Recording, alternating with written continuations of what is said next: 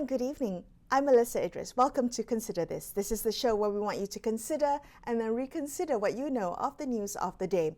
Recently, the issue of unpaid internships came to the fore after backlash that the practice exploits young workers and discriminates against those who lack the financial means to support themselves without pay.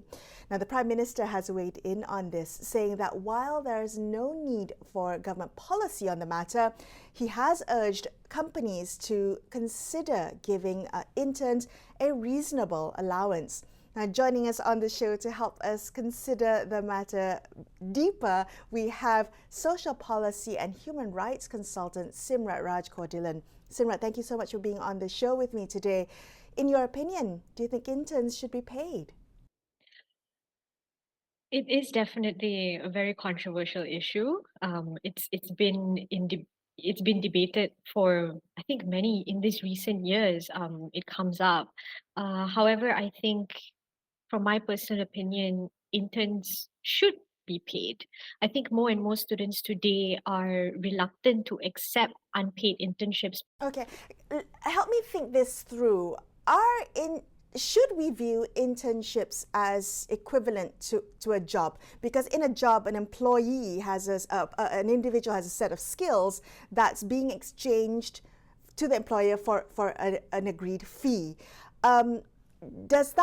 Is that the same of an internship, that there's an equivalent exchange of service and fee, and should we view interns as employees? I think so. Here's where a common, I would say, a myth comes in that, if we do pay interns, or if I word it this way, that interns are not employees, they don't deserve financial compensation. Wouldn't say that's not really a myth, but that's sort of the belief, right? However, I think when we are talking about the topic of internships, we have to agree that interns are not full-time employees, but that does not mean that they do not contribute their valuable time to these companies in whatever capacity that they're working for, right? So I think there needs to be there's definitely a divide between what is an intern and what is an employee, but on the perspective of contributing their time and to the growth of the company, on that level alone, they deserved to be recognized for their work and compensated for that. How much should interns be paid then? How are you thinking about this issue? I mean, should it be a blanket wage throughout? Should there be a floor, a minimum wage that we should be paying interns to avoid exploiting or underpaying them? Well, I don't think that there should be a blanket wage on compensating interns because, as much as I would want to say that the government should ensure that all interns are paid equally, but I think when it comes to the private sector, especially, interns are usually paid according to what that particular company can afford. So I don't think there should be a blanket wage. However, I feel that there needs to be some sort of encouragement on behalf of the government or you know legislation or something like that that would incentivize private companies or companies in general to pay interns. But however, how much to pay the intern, I believe that this must be done or must be decided according to the policies and expectations of that particular company. Okay, well, so the kind of question has always been, why has this practice been, so long-standing and so normalized? What do you think has led to this point that we have actually accepted that there are people out there who still accept unpaid internships? And I'm wondering what the implications have been to, to our economy, to young people entering the workforce.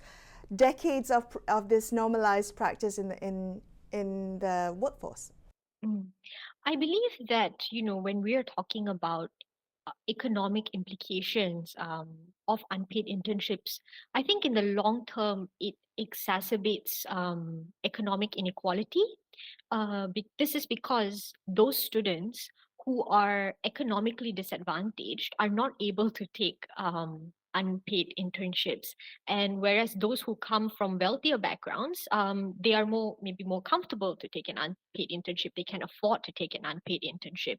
And this actually leads to the latter gaining more experience and boosting their resumes, which then leads to better career prospects for them in the future.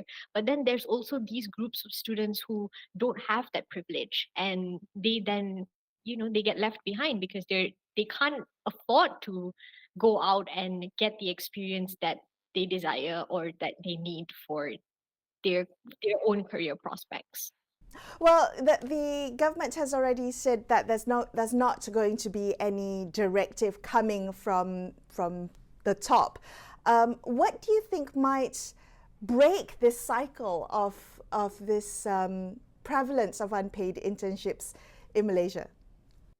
Well, I think in the long term, what we would hope to see is there is some government intervention, especially when it comes to amending legislation to ensure more guaranteed protection for interns. But the government has shown that, that may not be the case. However, I think another way that we can look at it is having some sort of public-private cooperation between the private sector and the government. Um, it's very difficult to imagine a situation where the government does not get involved in, making in solve not to say solving this issue, but in addressing this issue. So while we understand that the government would not really want to tackle such a hot potato of making it mandatory for private sectors to pay wages to the interns, but I feel that there are definitely other ways that we can explore and go about it. Maybe some sort of incentive program for the private sector when they hire interns, or some sort of something similar to that, that can also be one of the steps where we can ensure that interns are protected within these companies. Simrat, thank you so much for speaking with me. Social policy and human rights consultant SimraatRaj Dhillon there. We're going to take a very quick break here and consider this. We'll be back with more on this topic. Stay tuned.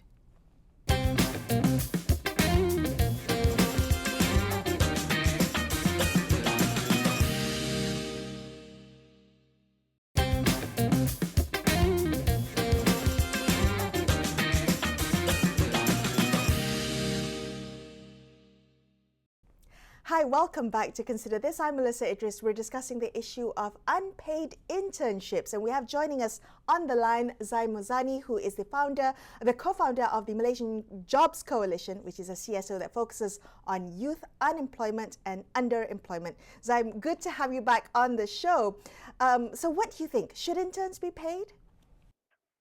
Yes, they should be paid a fair wage by the employers because it's the right thing to do. And also, it also make economic sense for the business, for the community, and for the country. Okay, when you say fair wage, what do you mean by that? How much should they be paid? How should we be thinking about compensation for interns? Because it may, some companies may say it's enough to pay a couple hundred ringgit. When I was an intern, I got like 300 ringgit maybe 20 years ago, but I hear now that some interns are still being paid just a few hundred ringgit. That's not a fair wage. Would you consider that? Yeah, so the studies have shown that interns in Malaysia are paid anywhere from 0 to between 300 ringgit and 900 ringgit a month. And that figure that you mentioned earlier, 20 years ago, is still happening now. My first internship was unpaid as well.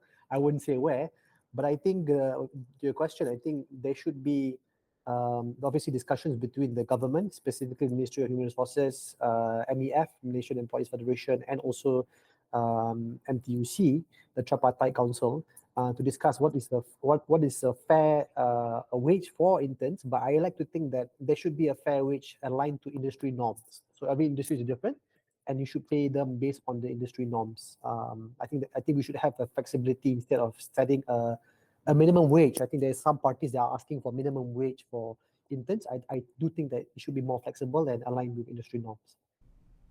Okay, I want to kind of think through the issue of, first of all, the issue of if or not they should be paid. Because how would you respond, Zaim, to those who say, well, interns are not employees. They're not there to exchange skills in exchange for monies or payments, that in fact, if anything, interns should be the one who needs to pay the companies for being allowed to learn. I mean, that's on the extreme end of the argument. But how would you respond to the people who put stock in that argument? Sure. I think what you mentioned earlier about employers demanding some people to pay them, I think it's not something that is extreme. I think actually many industries that actually happens. It's very unfortunate. But there is an assumption that these young people, usually between the ages of 18 to 24, somehow come from comfortable families, well-to-do families that can afford to pay their own costs, and that's not the reality in the country. Most people in the country, as you know, are either working class or middle class, and they need to cover their costs. So if the government, many academic institutions have mandatory industrial training, which requires them to have internships, not by choice, they have to do it. Then I think the other side of the coin is the employers should be paying them a fair wage because it's not by choice. But also, even if it's not by choice, employers tend to employ people that have working experience. And so we have to look at how do we support young people. They are not just looking for experience and exposure. Many times interns are not given just menial work. They're actually given real work. I think I've read so many cases where people are actually given real work and asked to work long hours, regardless of whether they are small or big. Cannot afford to get an intern, don't get one. Do not get one, because it doesn't make sense. I mean, what is $1,000 a month for your business? If you can't afford to pay an intern, please don't get one. Focus on managing your cash flow, and then maybe consider getting an intern if you can actually afford one. Well, I like that you also pointed out you made the differentiation between some internships that are for academic credit or for graduation, industrial training, they call it, right? Or open market internships, so interns that are unpaid, internships that are unpaid in the open market.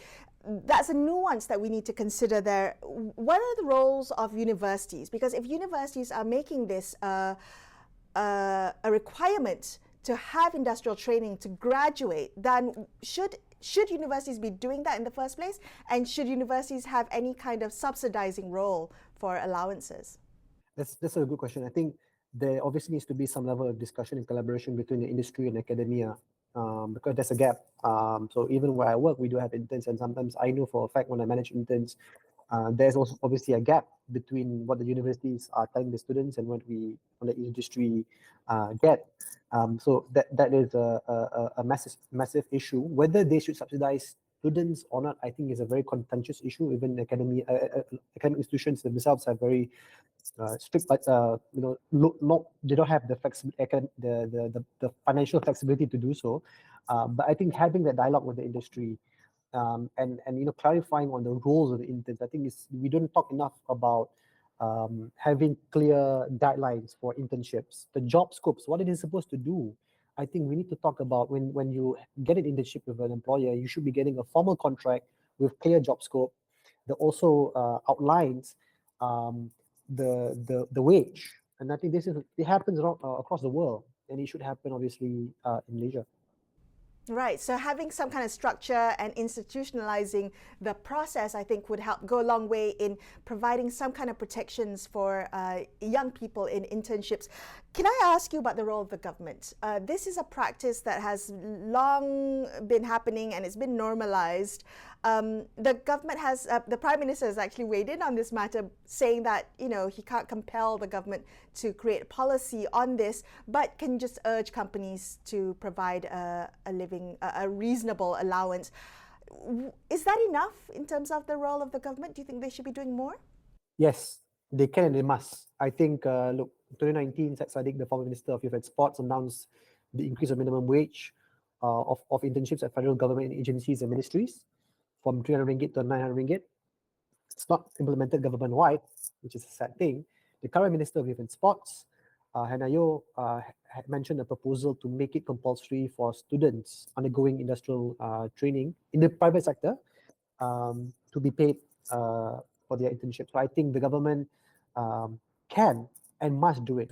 We are, like it or not, we are upper middle income economy, and I think if you put a mandate for private sector, just like how we did it with the amendment to the Employment Act 2022 and the minimum wage, the private sector will fall in line. But obviously consulting them first before making this decision is important. Well, we've already seen how difficult it has been to get compliance of the minimum wage. It has met with many, many problems along the way.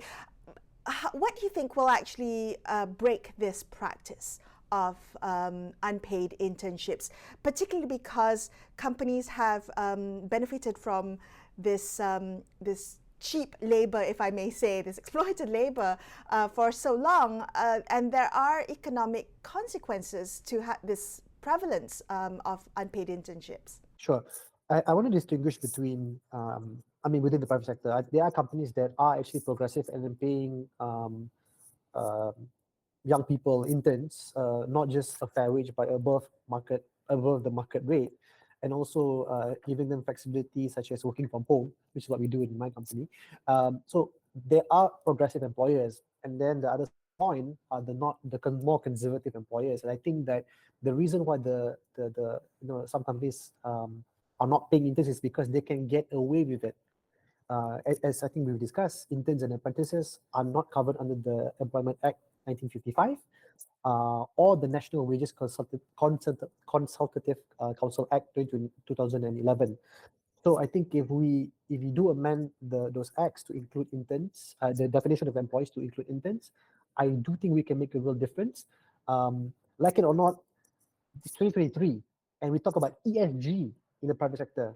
ESG compliance should also mean paying your interns. I think that's the bare minimum.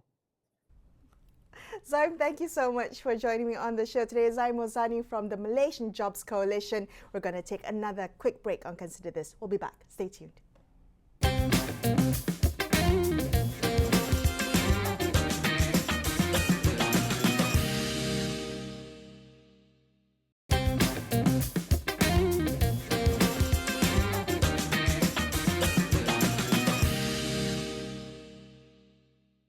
Thanks so much for speaking with us. That was Zaim Mohzani from the Malaysian Jobs Coalition. And joining me on the line now, we have student activist and intern Nurul, Rifayah, Muhammad Iqbal. Rifayah, thank you for being back on the show today. As an intern yourself, what has been your experience? I'm curious to know.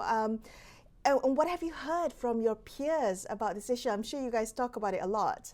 Yeah, true. First of all, thank you so much for having me. It's actually an honor to be here again. We do have a lot of conversations in terms of, not just among the interns, not just among the students, but also if you can see on social media, there's a lot of debates that's going on. These students, they are entitled to get a salary, or perhaps maybe they are entitled to get allowances. But what do actually we have the same stance is actually we do deserve an allowances to cover on three aspects, which is accommodation, transportation, and also food and drinks. This is actually the main expenses that why do we require allowances. So when it comes to internships, it's not just because of you in order for you to just to complete your tertiary educations, but also when it comes to internship, it's actually for you to gain some experiences and you're actually doing the same workload with the same, the employee or the main employee in the companies or industries itself. Yeah. Right. So I'm really quite curious to know how how you would respond to those who say, well, actually, interns are there to learn on the job training from the employers. So the employers are actually providing service, and therefore the employers shouldn't need to pay. In fact, it's the students who sometimes may need to compensate the company. I mean, that's far an extreme reaction to the issue. But how would you respond to those arguments?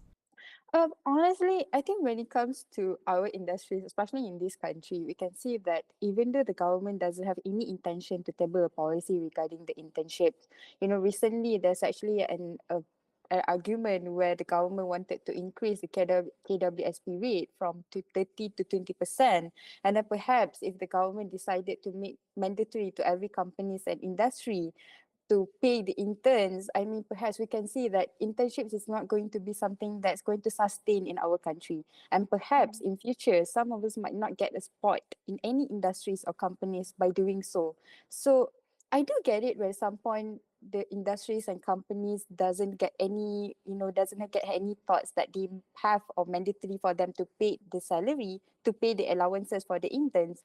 But also I think it is time to make a revolution where the universities is actually need to play a main or a huge role or take the responsibility to make sure that if the universities already stated that these students, in order for you to complete your tertiary education, the students actually, you maybe can came out with a letter and say that this student is actually entitled to get allowances. So maybe we can do have a reform in terms of the university's policy to make sure that if you really want to do an intern, so make sure that you interns with a company that pay you.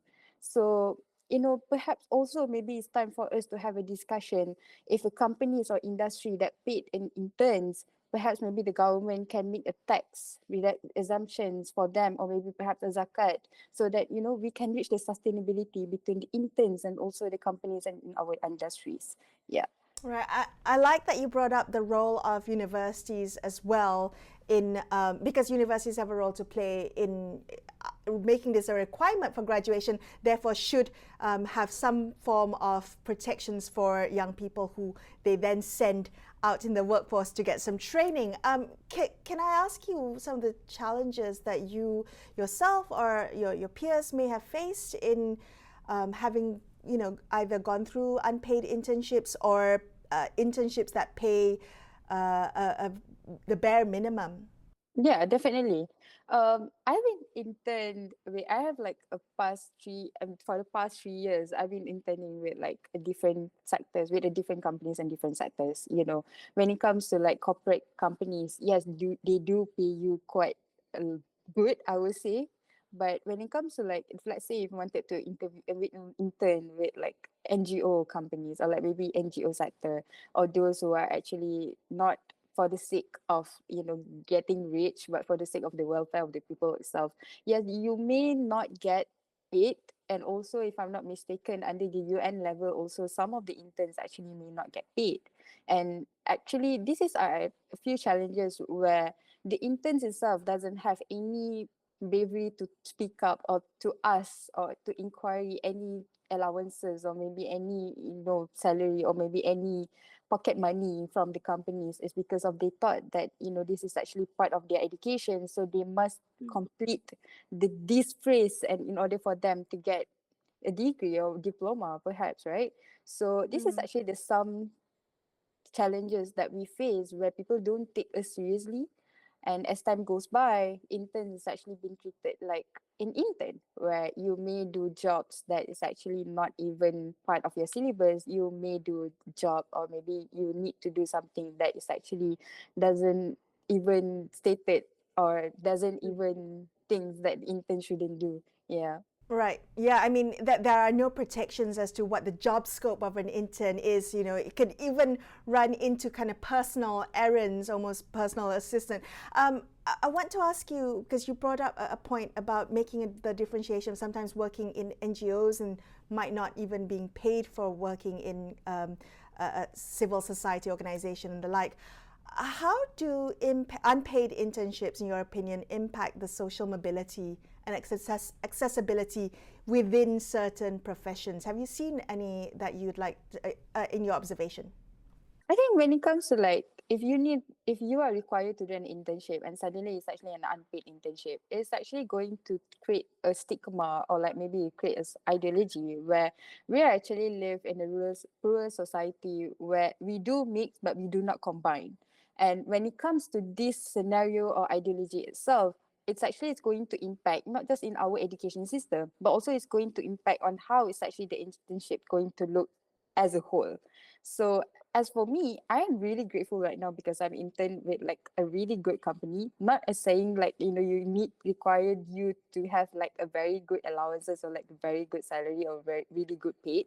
But also I think it's actually having a good mentor beside you is actually really, really important in terms of internships. So when it comes to unpaid internship, this is actually going to be one of the factor why we have like a lot of students that decided don't want to continue to tertiary education, is because of this is something that they need to use their own pocket money. And also if you really want to touch on this whole scenario itself, if you look at our PTPTN, some of them is actually only get like 1,500. Let's say if you are taking diploma, so per term you only get like 1,500 roughly. So for you to live with 1,500 3 months in Kelang Valley, it is impossible for you to survive, especially when you are required to do an internship. And when it comes to unpaid internship, you need to use that money for the main three role major things that you need to use your expenses, which is you need to use it to pay your accommodation. You need to for you to pay for your transportation, foods and drinks.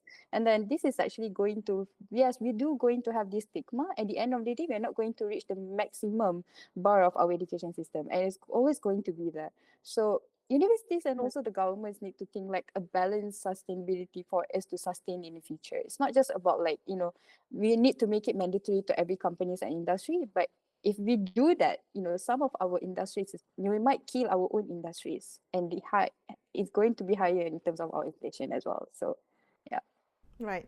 Thank you so much for speaking with me. That was student activist and intern Nurul, Rifayah, Muhammad Iqbal, wrapping up this episode of Consider This. I'm Melisa Idris, signing off for the evening. Thank you so much for watching, and good night.